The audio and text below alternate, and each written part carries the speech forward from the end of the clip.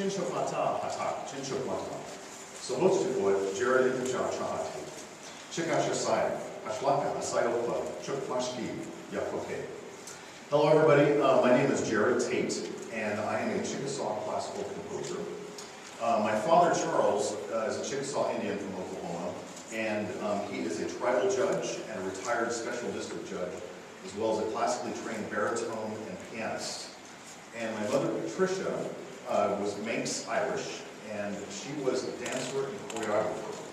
And so I grew up in an environment very saturated by music, theater, and dance, and it greatly affected my career as a musician. I chose to be a pianist, and then I started composing back. My mother actually commissioned my first work from me, which was really, really wonderful. So anyway, I've been asked to come talk about actualization. And as a composer and an artist, I just kind of am going to indulge in showing you just what my process is. I will start with a small idea and then expand it into a full theatrical or orchestral production. And over there? There we go. And so, anyway, I just want to show you a process today that I hope you find very interesting and new in your vocabulary and your book of information today. So, let's see here. I brought my notes, keep me on track here. First, let me give you a little history and background about composing. I deliberately identify myself as a Chickasaw classical composer. What does that mean? Well, just like Beethoven is a German composer and Tchaikovsky is a Russian composer, I am a Chickasaw classical composer. And what they did is they are identified that way because they bring in their personal and national and cultural identity into classical music. And that's the thing that I love about the fine arts, is that it actually, on top of the training and the discipline that it demands, it asks you to bring in your personal and cultural or national or whatever experience, whatever identity you have, it wants you to bring that in and create a unique voice. And so that's what I do, is I focus on my Chickasaw culture heritage. And so all of my works are based on Chickasaw melodies, rhythms, themes, historical ideas, legends, and stories. And so the body of my works are based on that. And that's what I'm going to be demonstrating for you today.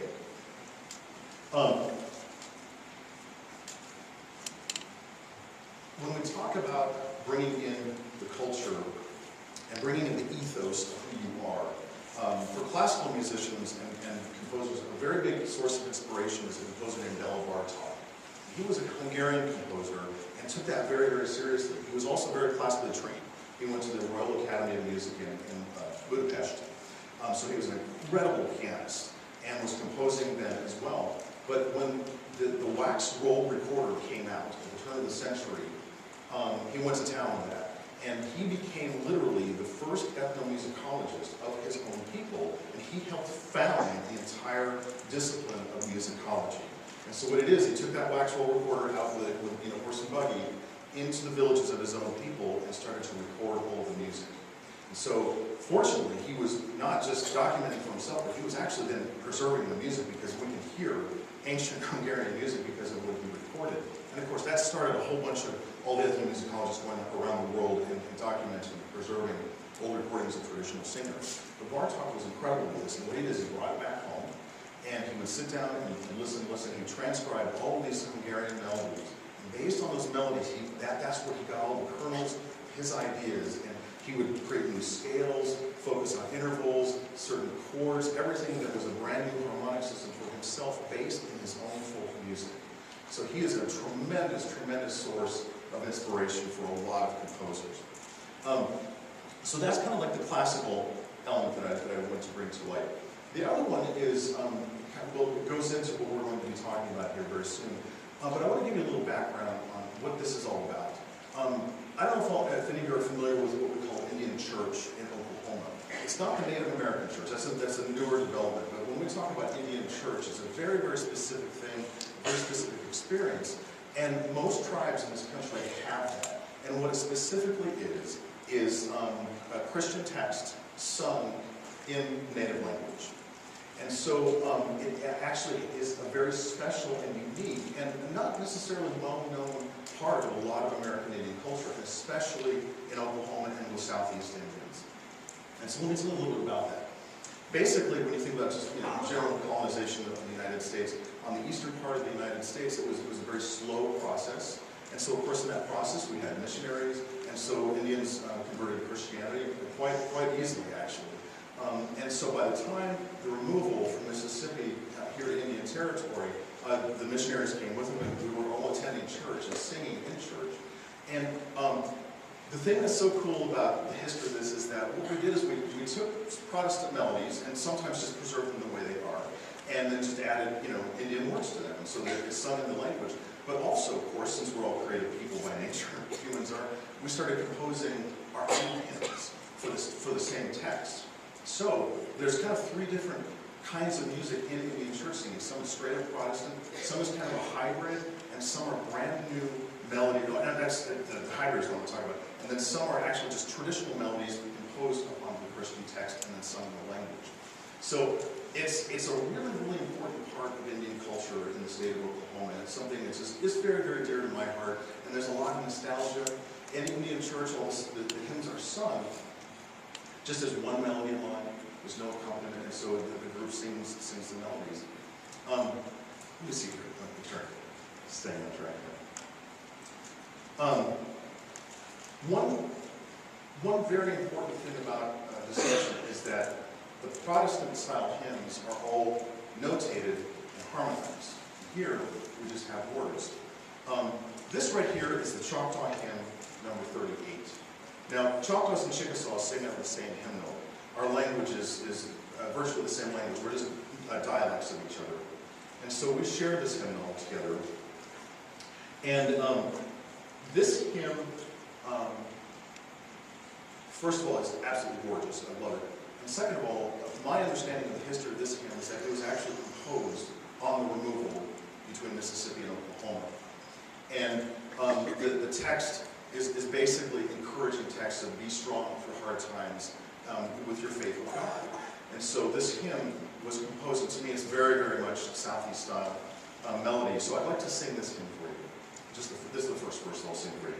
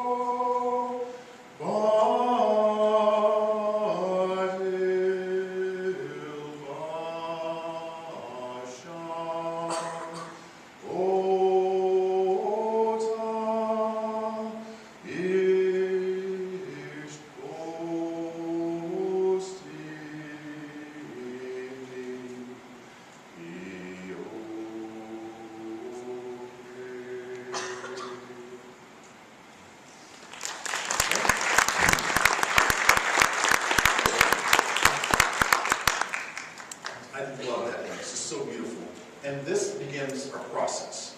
So we have the hymn. This is the kernel of the kinds of things that I work with. I like to take traditional melodies, orchestrate them. I have very romantic feelings, very proud and strong feelings about being an American Indian. And my parents just gave me wonderful dramatic tools to express that with orchestra and theater. I feel very, very blessed to be able to do that. And I embrace this with a fervor. I just love expressing these things through classical and fine art. So in talking about the process, this is where I'm inspired by Bartok. Well, we have the song written in the book, and the book is full of all kinds of words. But again, the difference is that there's no melody lines written out. And so what it means is that it is still an oral tradition. And it also means that it's in danger when that happens, is that not all these melodies are notated. So I notate them in the act of preservation as well. But of course, I also have to be able to read it because I'm a musician. I have to put it on the page. So this particular hymn became the kernel of a production that I composed called Loak Shokwa, means fire and light. It was an 8-act production that depicts different aspects of Chickasaw history and culture. And this particular one, I wanted to focus on the important hymns in our church. So we have the melody, but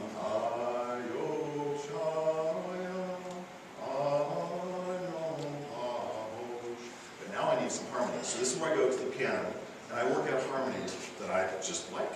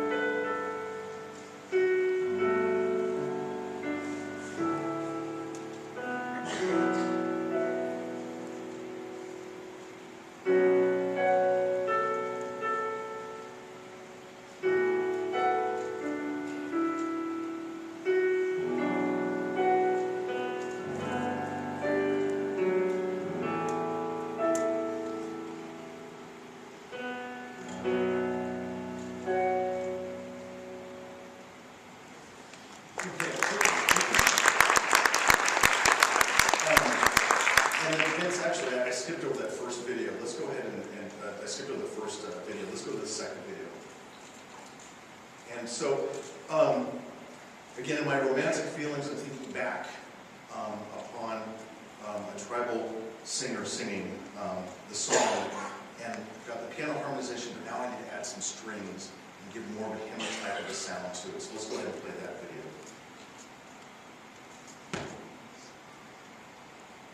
Whoops, I'm sorry. We're going to go to number 3.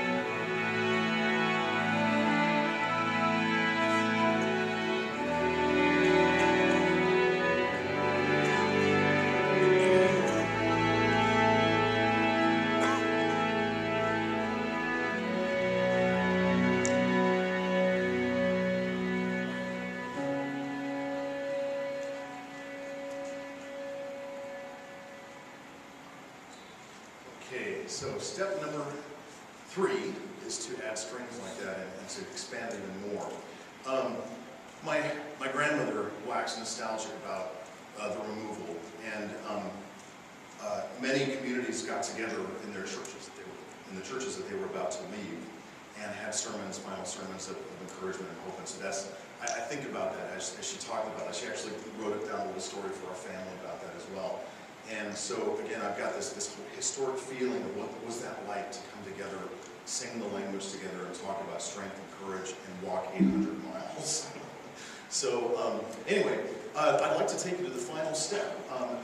So in this scene, what I imagined was a traditional singer singing the hymn as kind of a memory. And then the scene takes you, I've got these pictures from the production, pictures from the recording session, and just different images to help along with the narration of this scene. I don't have a video of the actual stage, but I like to do little slideshows instead.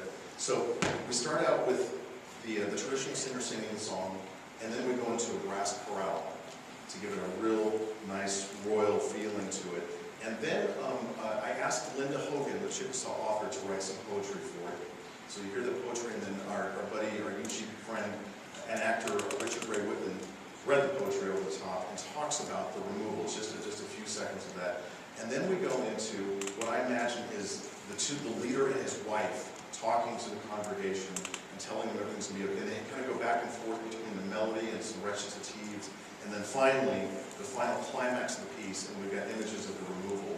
And then after that, we kind of repose into a children's chorus and listen to the melody just hummed by the children. It's kind of like a looking forward to after the circumstance. So that's what you will see in this video. It's about 8 minutes long, the entire scene is. So let's watch and please enjoy.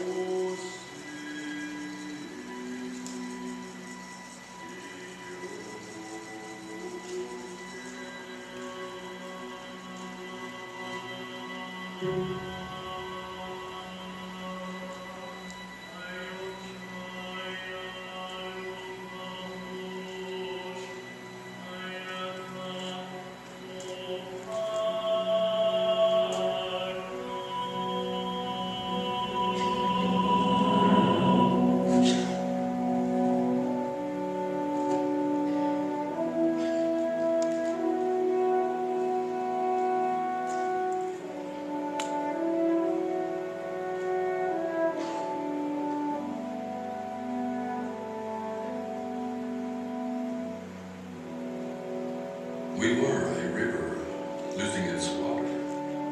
Then we were trees losing deep roots, and a fire burning away. And before we lost heart, some took the new waves and changed them to ours. And their songs became our songs. We made them our home.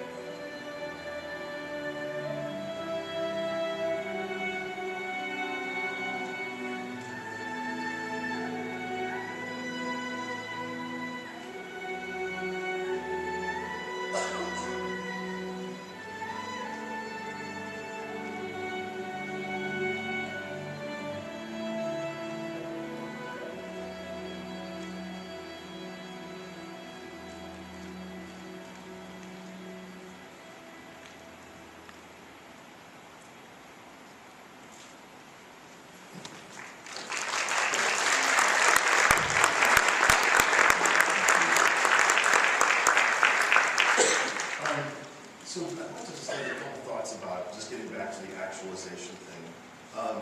As artists, it's pretty easy to talk about that because we start with kernels and we end up with a final product, and it's pretty easy to demonstrate that. But one thing that I like to convey to my students and to other people that I talk to about creating new works like this is I really truly believe that actualizing yourself, you have to know yourself, you know who you are.